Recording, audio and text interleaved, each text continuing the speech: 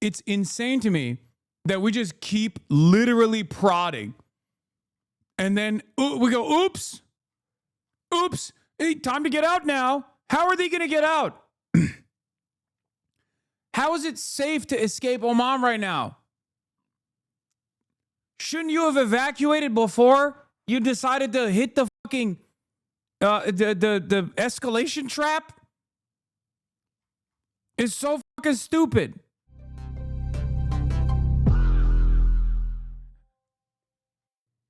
They struck Kharg? Oh, shit. Footage shows Iranian missile purportedly striking Nevatim air base in southern Israel moments ago, and now chatters are saying we struck Kharg. Oh, no. That is, if this means the Iranian retaliation will be to strike the Gulf states. This also makes sense. Someone in the Gulf reached out to me literally 10 minutes ago and said that Qatar is actually evacuating certain areas right now. That means that they are going to, if we struck Kharg, that means that they are going to strike back at regional oil refineries. 1 minute ago, Trump, at my direction, United States Central Command struck Kharg Island. Ooh. Okay, maybe they will mine the Strait of Hormuz now. Moments ago, at my direction, the United States Central Command executed one of the most powerful bombing raids in the history of the Middle East and totally obliterated every military target in Iran's crown jewel, Kharg Island. Our weapons are the most powerful and sophisticated the world has ever known, but for reasons of decency, I have chosen not to wipe out the oil infrastructure on the island. However, should Iran or anyone else do anything to interfere with the free and safe passage of ships through the Strait of Hormuz, I will immediately reconsider this decision. During my first term and currently, I rebuilt our military into the most lethal, powerful, and effective force by far anywhere in the world. Oh, we are in the fucking end times, dude. Oh, buddy, we done did it now. Oh, buddy, oh, boy. Yeah. Qatar's defense ministry said it intercepted a missile attack and evacuations have been carried out. It announced an interception early Saturday. Associated Press journalists in Doha heard explosions consistent with possible interceptions. The ministry said earlier that authorities are evacuating a number of areas as a temporary precaution without identifying the location. Wait, what is on Kharg Island? It's not on the Strait of Hormuz. Why is it important? Kharg Island is the most consequential aspect of Iranian oil transfers. 90% of all of the oil tankers go through Kharg Island. It's an incredibly important part of the oil infrastructure that Iran has. Yeah, 90% of oil exports go through the port of Kharg Island.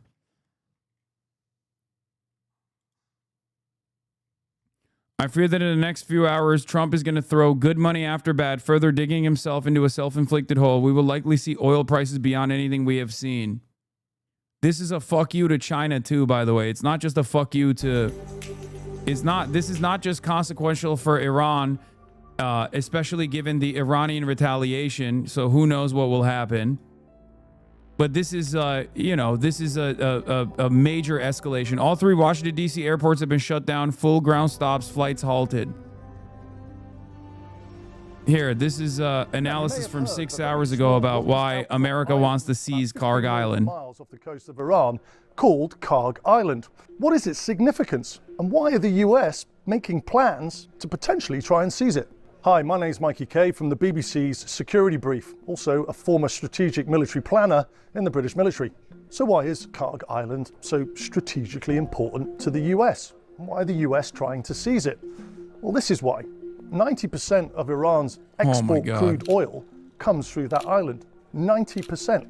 And the reason for that is it's effectively a terminal. And the terminal allows very large tankers that can carry up to 85 million gallons of oil to be able to come up to the terminal quite easily and then come back down the Persian Gulf and out of the Straits of Hormuz out to China. China is the main user of Iranian oil. So why else is it important? It's also the economic lifeline to the Islamic Revolutionary Guard Corps, or the IRGC. And if you take that island and you hold it, then you're effectively cutting off their lifeline, their ability to be able to conduct war. Now, there's been a lot of chatter, both in open source intelligence and online, about the Americans drawing up what's called a Yeah, this was an American Enterprise Institute plan that they are, I guess, concept of initiating. operations. Very CONOP. stupid. And a CONOP basically means different courses of action or different ways that the Americans could use their military capability to try and seize that island. So how does that work? Well, we all saw the 160th Night Stalkers in Venezuela. That wasn't just about a helicopter assault operation to pick up Maduro. There were a lot more capability and assets involved. You had suppression of enemy air defense. That's aircraft that effectively can look at the radars of anti-aircraft missiles, and basically as soon as the radar turns on, they can launch a missile off the rail to target that air defense system. You've then got intelligence, so Reapers, MQ-9 Reapers, drones effectively with really sharp electro-optic cameras and forward-looking infrared cameras that need to be able to sanitize the area. And then of course, you have the helicopters themselves. The helicopters would need to be probably the MH-47 Chinook. That has the biggest range and also can carry the biggest troops. The troops involved would likely be Delta Force, which is the same unit that took part in the Maduro operation. And then you have the MH-60 Black Hawk helicopter. That's more about suppressing enemy fire. It's more about protecting the MH-47s as they take Delta Force and the Special Force operators in to seize the island. So how would that work? Well, it's 140 nautical miles from Kharg Island to the coast of Kuwait. And helicopters generally travel at about 120 knots, which is 2 miles a minute. That makes it a 70-minute transit from the coast of Kuwait to Kharg Island. However, Urgent warning circulated on RIGC affiliated Telegram channels targeting U.S. tech firms in the Gulf. An urgent warning to the employees of several major U.S. technology companies in the Persian Gulf region. Immediately evacuate your offices. Citizens and residents near to these locations advised to stay away from the surrounding areas.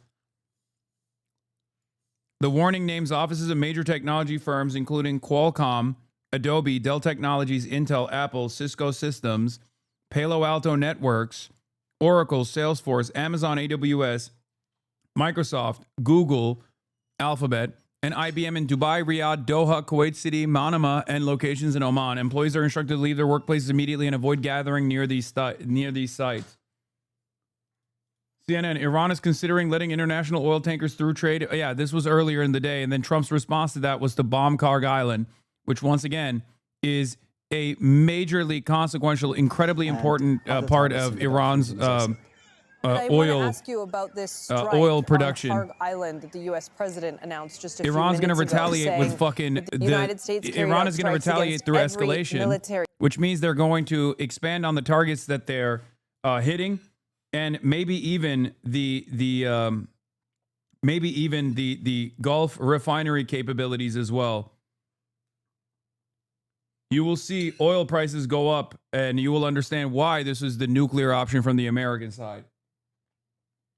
But Iran, if you look at the map, Iran is really in control of that strait geographically, because some of that strait passes just almost through an indenture in the Iranian map, and they surround it from 3 areas there at that choke point. So they have lots of locations, lots of mountainous and very difficult geographic scenes there, and where they can launch from their attacks. So Kharg is very interesting because most of the Iranian oil is exported from there.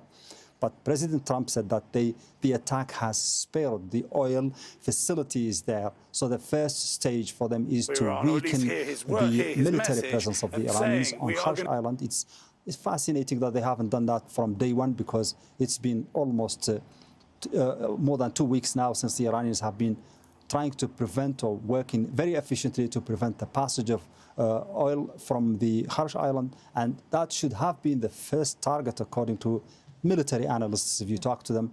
To do this only today, we don't understand why it's done today, not before today. We know that Trump talks bombastically about any strike, and every day Trump says we have decimated Iran's power, military power, missiles and so on, and then the next day Iran is launching heavy missiles on Israel and other targets in the region. That language that Trump used today is not different from the language he's been using every single day: decimation, total obliteration, finishing Iran and so on. But it goes on, Iran goes on launching missiles. And defying and fighting. Mohammed Val in Tehran, thank you. Let's bring in John Holman now, who's standing by in Washington, D.C., for more on what the president had to say about this, because this is an escalation here, John, hitting these military targets on Kharg Island. He waited for Friday, and the markets are closed. Yeah, I've just been passing through the post that President Trump put out on Truth Social, the social media site that he prefers. And it seems that although he doesn't say it as many words, he's going to try and use this as a piece of leverage. I think the clue is when he says that he hasn't yet targeted the oil infrastructure on the island. He says that what the United States Central Command did is execute one of the most powerful bombing raids in the history of the Middle East and totally obliterated every military target in Kharg Island. So that's his words, obviously, and it remains unindependently verified. But he says that he hasn't wiped out the oil infrastructure on the island. However, should Iran or anyone else do anything to interfere with the free passage of ships through the Strait of Hormuz, I will immediately reconsider this decision. So it seems that he's saying, and as you were saying, this is incredibly important, this island. It's been talked about since the start of the conflict because it is Iran's main crude export terminal, and it's responsible for the overwhelming majority of Iran's oil shipments. So from what President Trump is saying there, he's left that oil machinery alone for the moment, but it's undefended. And if Iran continues to obstruct ships going through the Straits of Hormuz, then they're going to do something with that oil infrastructure. So clearly trying to establish some leverage here. Of course, the context is that ships are not going through, in the majority, ships are not going through the Strait of Hormuz at the moment. That strait is more or less controlled by Iran. 1 in 5 of the world's oil barrels usually goes through it, and it's having a huge impact on energy markets across the world and on the United States as a consequence to that. So this is definitely a big play from President Trump. Yeah, the Strait of Hormuz and the energy infrastructure in it clearly becoming a primary battlefield in this conflict. John Holman, thank you very much for your reporting. Well, John was telling us about the president's Truth Social, but speaking within the last hour, U.S. President Donald Trump said that the war with Iran is not ending anytime soon. Speaking with Prime Minister Netanyahu, and are your objectives the same in terms of ending the war? Well, I think they might be a little different, I guess. You know, they're a different country than we are. But he will tell you there's never been a power like the power of the United States. Do you think the war is likely to last? I can't tell you that. I mean, I have my own idea, but what good does it do? It'll be as long as it's necessary. They've been decimated. Their country's in bad shape. The whole thing is collapsing. If you read some of the fake news, it's like, oh, they're doing wonderfully. They're not doing wonderfully. They're doing the opposite. They're doing as bad as you can have. I would say this. I won't give you time, but we're way ahead of schedule. Meanwhile, Iran has launched another round of retaliatory strikes at Israel. Warning sirens have been sounding across the country all through Friday. Israel has intercepted a number of missiles, but falling debris and shrapnel have caused damage and sparked fires in several cities. Let's get more on the Iranian strikes in Israel from Rory Challens, who joins us from Jordan's capital, Amman. Rory, this is now into the 43rd or 46th wave. Bannon happened to say this shit. Scott Bessent just with the Wall Street Journal gave an interview. All Chinese oil should be stopped, seized, or sent to the bottom of the Gulf of Oman. I mean, Steve Bannon is irrelevant. Are going to continue to hit neighbors like UAE, where I am now, until you back down. Yeah. So I don't know that this is going to be the thing that pushes them over. This is not their only oil part of their major part of their oil infrastructure there. It's an important one, but it's not the only part of the program. So I don't know if this is going to be enough. I mean, again, it is a very serious threat that I imagine that the regime there is going to take seriously, but I don't know if it's going to be enough. The Strait of Hormuz is a extremely powerful chess piece for Iran to have. Courtney Kuby, Garrett Hake, and Keir Simmons, all for us tonight. We thank you. As the war rages on overseas tonight, we're following those 2 violent attacks here at home, both being investigated as possible acts of terror. Okay, let's get this back. happened today. There was at least 2 earlier on that again struck at central Israel, and we were hearing of damage in Shoam, which is near Ben. New message from IRGC. Yeah, I already covered this. Yeah, they gave a warning to all the American tech companies in the region. Was lodged in the road, and emergency services were having to deal with that situation.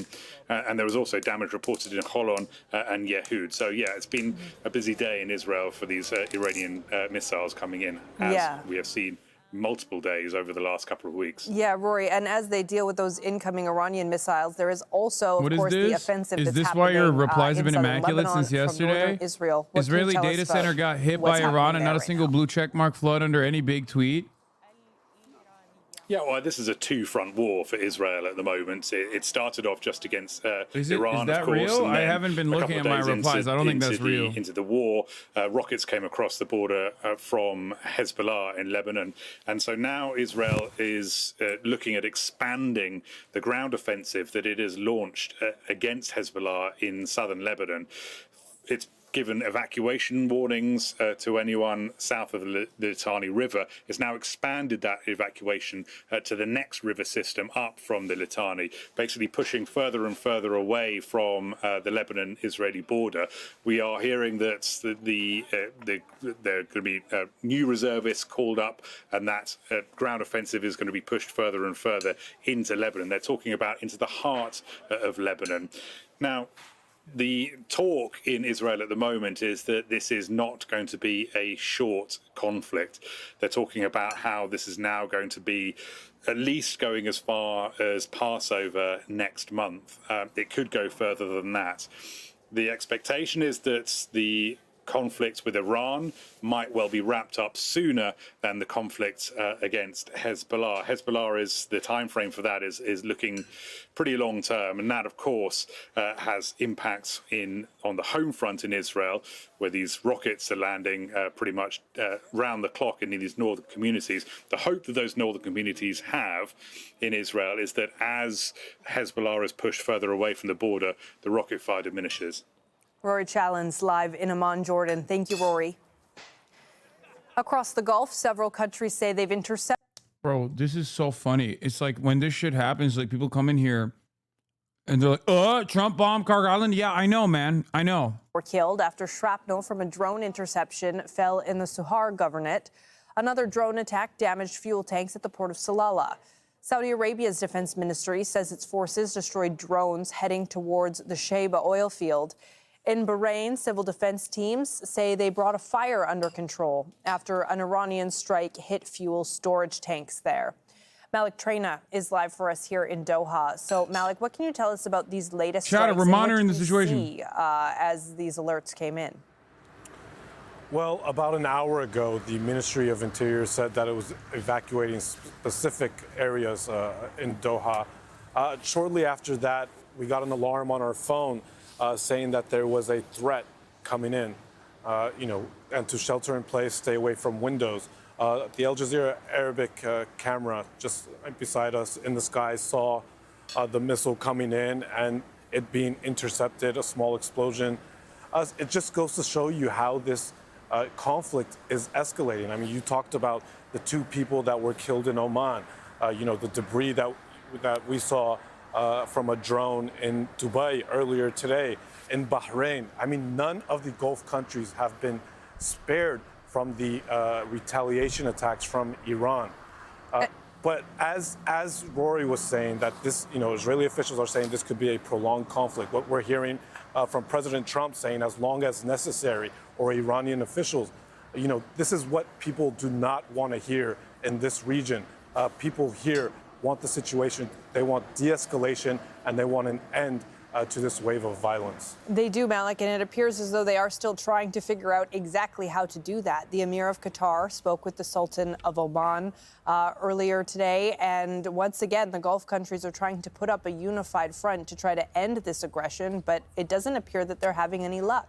They want wise minds to come to the negotiating table to discuss de-escalation and dialogue so that this violence will soon come to an end.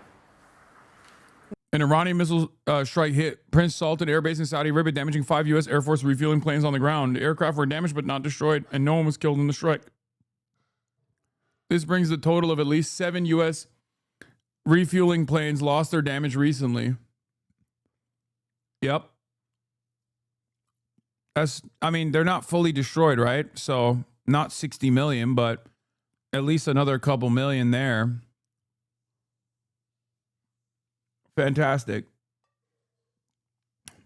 Remember, each refueling plane is $60 million a pop. When the aircraft get there, it's not like they're dropping off and then they're returning straight away. They would have to drop off, and then the MH-60s would likely go into what's called racetracks and orbits. Now, they would be there to lay down suppression of enemy fire in case there was Iranian Guard Corps on the island that were looking to defend it. So all in all, with a 70 nautical mile transit to Kharg Island and a certain amount of loiter time, let's call it 40 minutes, and a 70 nautical mile transit back, that's 3 hours in the air. So we're now looking at refuel options. While there is an airbase, or certainly a runway on the island, there would be fuel at that airbase. But if I'm IRGC and I know the Americans were coming, I would probably contaminate that fuel. So as a US operational commander, I wouldn't trust it. But there is another option. Both these helicopters, the MH-47 and the MH-60, they have the ability to air-to-air refuel. What do the Iranians have that could potentially defend that island? Well, conventionally, they've got ballistic missiles and they've got anti-shipping missiles. But the problem with ballistic missiles is that you don't want to cause collateral damage to the oil export infrastructure on Kharg Island. The Iranians are the masters at asymmetric warfare, asymmetry. So they don't want to destroy things, they want to degrade things. They want to draw this out for as long as possible. And they're using a low cost-benefit ratio. And what that means is that their equipment is very simple and it's mass produced and they can produce it easily. So in terms of an asymmetric threat, what does Iran have? Well, it's got what's called go fast. They're fast attack boats, fast attack craft. You might even see two people on a jet ski, one of them driving and one of them with a rocket propelled grenade on the back. The point being is that they're hard to target and there can be lots of them.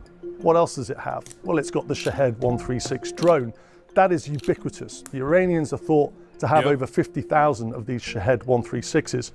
Once again, not hard to target as a singleton, but when you put them up in swarms, it can overwhelm air defenses. And then you've got mines. The problem with mines is that the Iranians have a lot of them. They're not particularly sophisticated, but what they do is they cause a massive problem for any US maritime patrol vessels coming into the area. And why is that? Well, because as soon as the Iranians say that they've mined Kharg Island, it's then up to the US to prove that the Iranians haven't.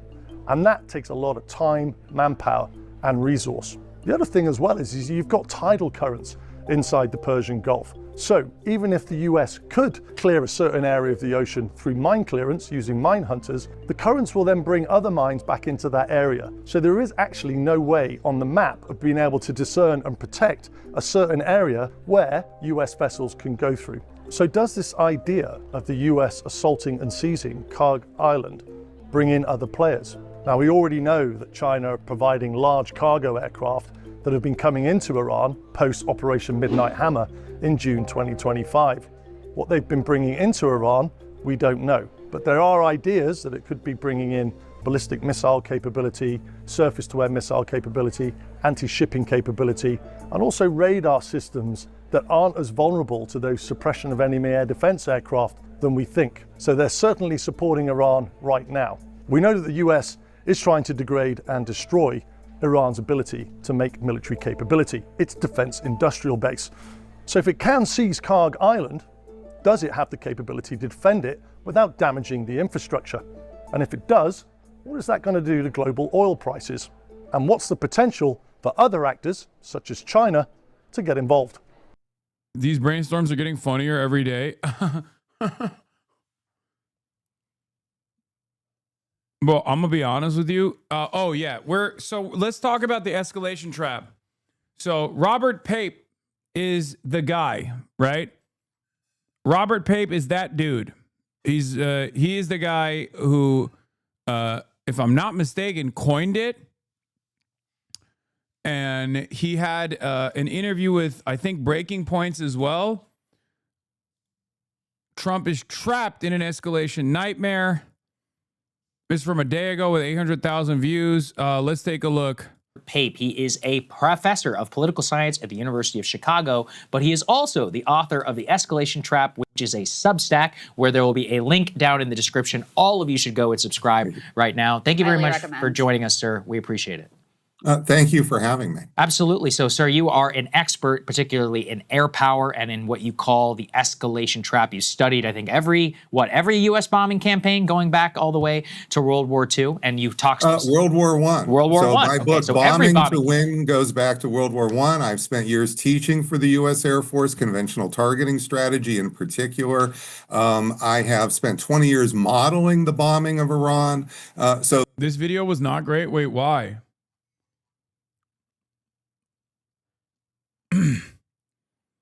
I just published a new essay in Foreign Affairs with an uncomfortable argument. Escalation in Iran war may actually be strengthening Iran. Iran's strategy is horizontal escalation, widening the conflict to shipping, energy markets, and regional partners. That shifts pressure onto the U.S. and its allies. History shows this is how stronger powers get pulled into wars they can't control. Some historians argue American power ultimately restores control. My research suggests escalation often traps great powers instead. This is something I know quite a bit about. I also study economic sanctions, terrorism. So all of that is why I built the escalation trap, because those frameworks I've been using for so long for chiefs of staff of the Air Force, for White Houses and so forth, I thought really time to bring them to everybody. Right, which is why you're such an important guest for us. And we do have some latest news before we get into some of your theory about the escalation. He's the #1 air autist, bro. Trap we want your reaction to. Plain Guys, autist. Let's go ahead and put D1 up there on the screen. We have now seen an expansion of Iran declaring that U.S. and Israeli economic banking interests in the region are targets. We have seen this now repeatedly, sir, where we've moved from initial military targets to then the striking of either civilian infrastructure by the United States or Israel inside of Iran, now an expansion to the banking sector. So it does appear as if your theory about escalation and air power continues to spiral as this war now enters what's its 13th day now so far. So your reaction to this particular piece? Yeah, this is confirmation of what I've been saying. So when states try to use air power alone to topple regimes, it has never, and I'm choosing my words carefully, never worked in over 100 years.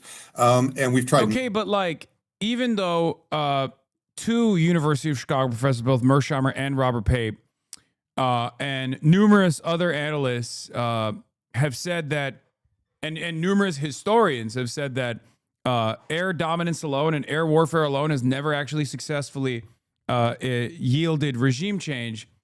What do some random America-loving, America hoorah dipshits have to say on the internet? Because these guys are, what do they know? They've fucking written books about this. Lame, gay, woke. I'm illiterate, and I listen to Twitch streamers instead. Many, many times. I'm glad to go through the cases, but what you get is often this lash back effect that you're not prepared for because you're overconfident. You think you're going to win quick and decisively, so you don't prepare for the worst cases. And now the worst cases are coming, and so we're always behind. Now, what Iran is specifically doing in this lashing back is a horizontal escalation concept. It's actually a concept called parallel attack that we developed in the 1990s in the Air Force to use with precision targeting. And so with precision targeting, and they have precision drones, so we're effectively seeing two precision air campaigns collide for the first time in history. So their precision air campaign against us is parallel bombing at the same time, multiple nodes, not one at a time like we did in World War II. They're hitting multiple nodes in a... Nah, gang, you're wrong, bro. You don't know your shit, gang. Yeah, this guy doesn't either. Gangy, have you not thought about how America, the big bad,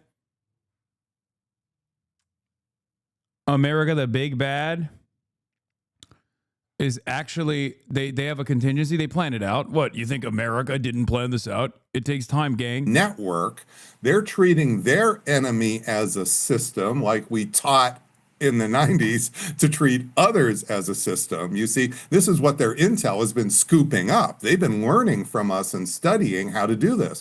And now what they're doing is they're widening that horizontal escalation and those nodes, because the more nodes you can attack at the same time in parallel, the more system shock you produce. So what you are seeing is Trump has triggered a lashing back that is now producing system level shock. This is one of the things I explained.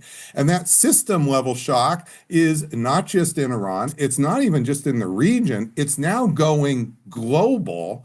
And so this is really probably going to go down as the most disastrous air campaign in history. We're not quite there yet, but we're heading to major system shock. And the panic that everybody's talking about with Strait of Hormuz, this is just the beginning here. You see, there's no control. The biggest thing I want to say, and then I'll stop, is that we've lost control of escalation. You see, one of the things I'm trying to explain in these writings is that there's the illusion the attacker has control. And now you see, each time President Trump says he's about to stop the war, nobody listens anymore. Prices are going up. Nobody's paying attention because we all now know, whether we say it or not, he's losing control more and more to Iran, and also more and more to the system shock. You see, actors are going their own way, and that's part of the system level shock that is occurring. Well, let me get your reaction to some of what President Trump is specifically saying, because he paints a very different portrait, I would say, than what you're painting here for us, Professor. Put D2 up on the screen. He spoke with Axios. He told them in a phone interview yesterday, the war with Iran will end soon because, quote, there is practically nothing left to target. Little this and that. Anytime I want it to end, it will end, he said during the 5-minute call. What is your reaction to his presentation of how this is all going? Well, this is what I call... It's so crazy that the U.S. Department of State has ordered non-emergency U.S. government employees and U.S. government employee family members to leave Oman due to safety risks. It's insane to me that we just keep literally prodding. And then we go, oops, hey, time to get out now. How are they going to get out? How is it safe to escape Oman right now? Shouldn't you have evacuated before you decided to hit the fucking the escalation trap?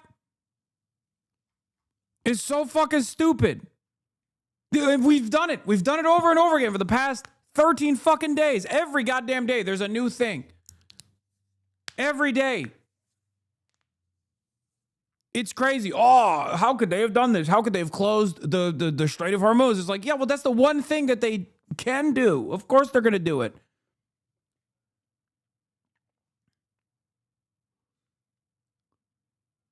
The victory narrative, but it's meeting escalation reality.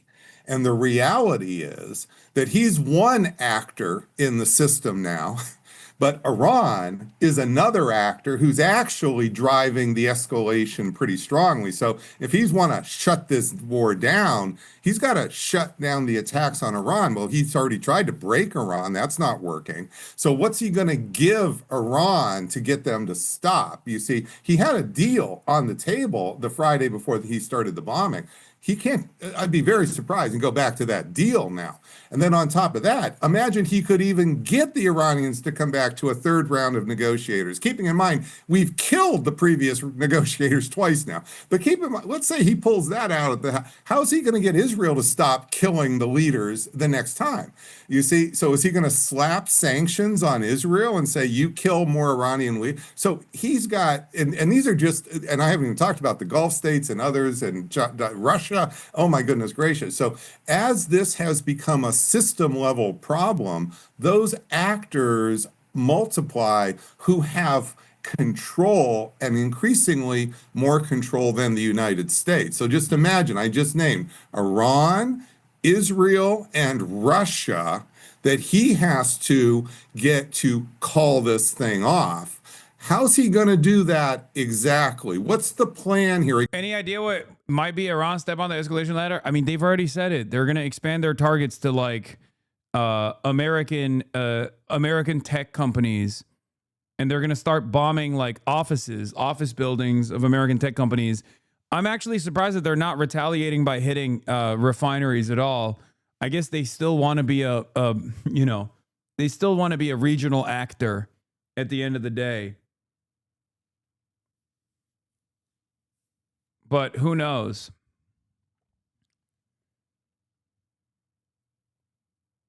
Yes, they struck. That was before Kharg. I thought that was after Kharg, but maybe it was before. But these sorts of, I mean, yeah, I think it was because Doha released an emergency, like they did an emergency call and emergency evacuation even before they hit Kharg, or before we found out that they hit Kharg. I guess their escalation in this situation would be to strike back at refineries, maybe some more American oil tankers that are stuck in the region, something like that. Of course, the problem is, like, you can't hit oil infrastructure of the United States, really, because it's in the fucking United States. So all they can do is strike back at a piece of American capital.